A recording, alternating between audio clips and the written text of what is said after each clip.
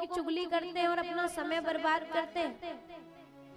देखो 3 तरह के पाप लगते हैं। एक पाप तो उसको लगता है जो गलती करता है, एक पाप उसको लगता है जो गलती करने की प्रेरणा देता है, और एक पाप उसको लगता है जो गलती करने वाले की बात करता है। तो जहाँ 2-4 इकट्ठे हुए और जो चुगलियां शुरू हुई, मतलब चुगली तो किसी की बुरी बात की होगी ना, तो मतलब आप उसके बराबर पाप के भागीदार बन रहे हो उसकी बात करके। उसको पाप करने में उतना पाप नहीं लगेगा जितना पाप आपको उसकी बात करने में लगेगा।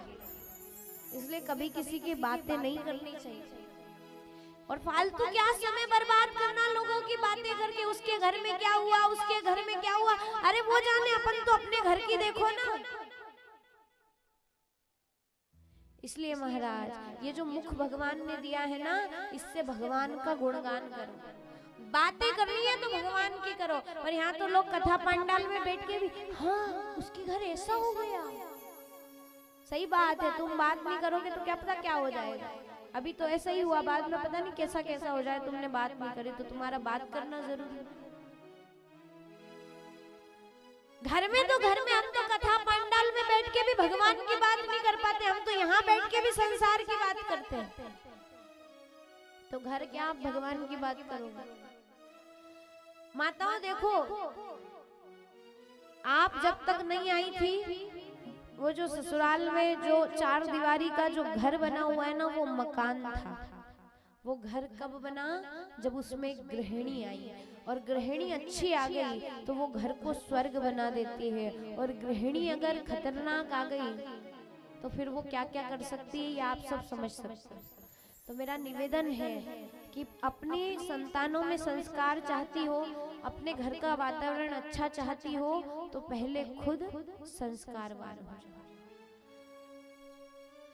आपने सुना होगा, जैसा खाओगे अन्न वैसा होगा मन। जब आप रसोई घर में भोजन बनाते हो ना, तो कई बार ऐसा होता है घर में लड़ाई झगड़े चल रहे हो और चिड़चिड़ करते हुए भोजन बनाया जाता है, दांत पीसते हुए, एकदम गुस्सा करते हुए, ये लो बना दी खा लो, ऐसे करते हुए ना। अब वो जब भोजन अंदर जाएगा, हंसने वाली बात नहीं है, ये विनोद का विषय नहीं है, ध्यान दीजिए।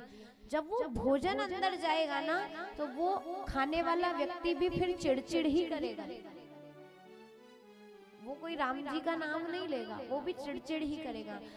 आप किस भाव से भोजन बना रहे हो, वो भाव भोजन में जरूर आता है।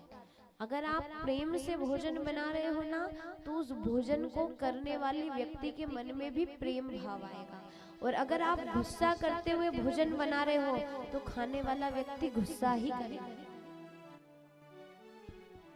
अगर आप बासी, बिना नहाए धोए, बिना शुद्धता के किचन तो बोलना ही नहीं चाहिए, रसोई घर भंडार गृह बोलना चाहिए। पिछले वर्ष में मैं बता के गई थी, जहां तक मेरे को याद है ना, मेरे को याद है, आप लोग भले ही भूल गए हो। किचन किसे कहा जाता है, बोले जहां दिन भर किचकिच हो वो किचन। आजकल हमने रसोई घर भंडार घर के नाम रख दिए किचन, तो दिन भर हो रही किचकिच। पहले के समय में रसोई घर भंडार घर बोला जाता था, तो 4 लोगों का बनाया गया भोजन 10 लोग खा लेते थे। आज 4 लोगों का बनाया गया भोजन 4 लोगों में ही कम पड़ जाता है।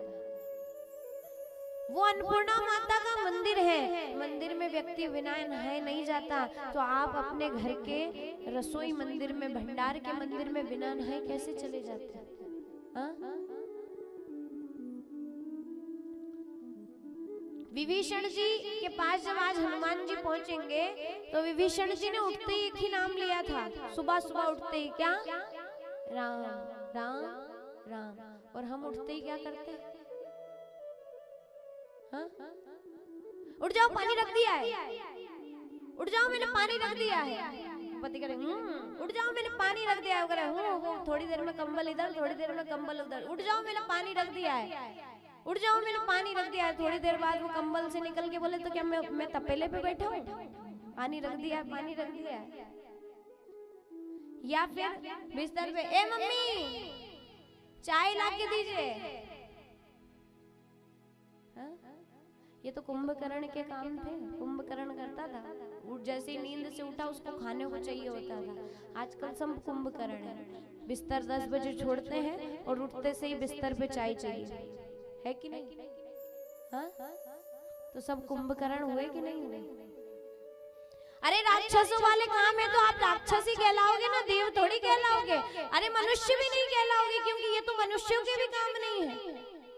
इसलिए माताओं, ये सब क्यों हो रहा है? क्योंकि कहीं ना कहीं हमने परिवर्तन किए, हमने हमारे संस्कारों को मान। देखो, मैं कहती हूँ कि समय के साथ बदलना अच्छी बात है, बदलो, पर कम से कम हमारे भारतीय संस्कार मत भूलो। स्नान करके रसोई घर में जाना चाहिए। आजकल लोग चप्पल लेके जाते हैं। वो अन्नपूर्णा मैया का मंदिर है। सर्वप्रथम आप नहीं 5 बजे उठ पा रहे हो, कोई बात नहीं, 6 बजे तो उठो। सूर्य उदय से पहले तक जो स्नान होता है ना, वो मनुष्य स्नान होता है, और सूर्य उदय के बाद जो स्नान किया जाता है वो राक्षस स्नान होता है। अच्छा बताओ, यहाँ कितने राक्षस बैठे हैं? देखो, बात करने का नहीं बोला, ईमानदारी से हाथ उठा। मैंने इसलिए बोला क्योंकि मेरे को पता है इंसान तो 1-2 गिने चुने ही होंगे, बाकी तो सब राक्षस ही बैठे हैं। क्योंकि आज हर व्यक्ति बिस्तर से 8 बजे 10 बजे के बाद उठता है, तो वो स्नान क्या ही सूर्योदय से पहले करेगा? कौन कौन सूर्योदय से पहले स्नान करता है? गिने चुने, भले मैं हाथ गिन लूं एक एक। अच्छा, आज से कौन कौन सूर्योदय के पहले स्नान करेगा और इंसान बनेगा? शर्म कर लो, शर्म। पढ़ने वाले बच्चों को तो और जल्दी उठ के पढ़ाई करनी चाहिए। आजकल क्यों बच्चा पढ़ाई में आगे नहीं बढ़ पा रहा? क्यों हम पढ़ नहीं पा रहे? क्यों लोग टॉपर बन जाते हैं और हम वहीं के वहीं रह जाते हैं? क्योंकि हमसे हमारे शरीर का आलस ही खत्म नहीं होता। देखो, दौड़ते हुए घोड़ों की फोटो लगाने से आपकी किस्मत दौड़ने नहीं लगेगी, आपको घोड़ों से तेज लगेगा, तब आप जिंदगी की रेस में आगे निकलोगे। उगते हुए सूरज की फोटो लगाने से, चमके उदय से पहले उठना पड़ेगा, तब आपकी किस्मत चमकेगी। अभी जैसे ही पूछा गया कौन सूर्य उदय से पहले उठेगा, ऐसे हाथ हिला। अरे शर्म कर लो, थोड़ी तो शर्म करो। हाँ? फिर तो यही पता चलता है कि आप यहाँ केवल टाइम पास करने आ रहे हो, आपको कथा वथा से कोई मतलब नहीं है। उन्होंने कहा घर भी तो 2-3 घंटे बैठेंगे, क्या है 2-3 घंटे वही चल दो। आप लोग भी टाइम पास करने ही आ रही हो।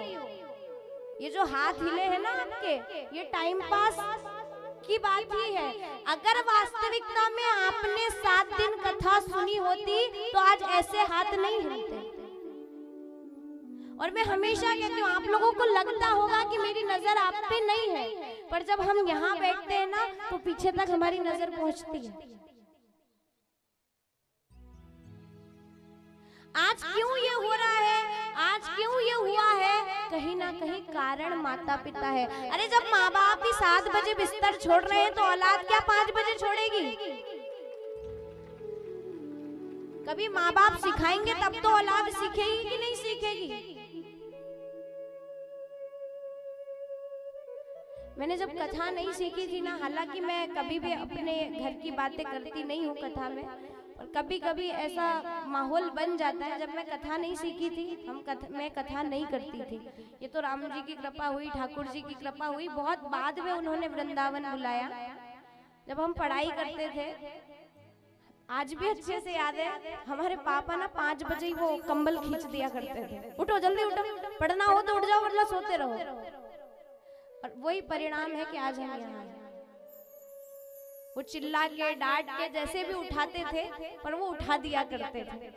तो तब आलस आता था, पर अब वो आलस में नहीं आता। आज जब भी वृंदावन में रहते हैं, आराम से हम 4:30-5 बजे उठ जाते हैं, क्योंकि पता है कि हमको पढ़ना है, पता है कि हमको ठाकुर जी की सेवा करनी है। तो कहीं ना कहीं कारण माता पिता होते हैं।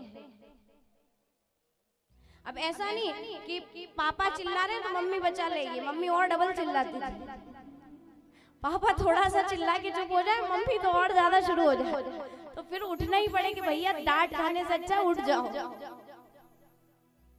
कहीं ना कहीं कारण परिवार होता है। इसलिए निवेदन है महाराज, आप सुधरो तो औलाद सुधरेगी, आप ही नहीं सुधरे तो आने वाली पीढ़ी भी नहीं सुधरेगी।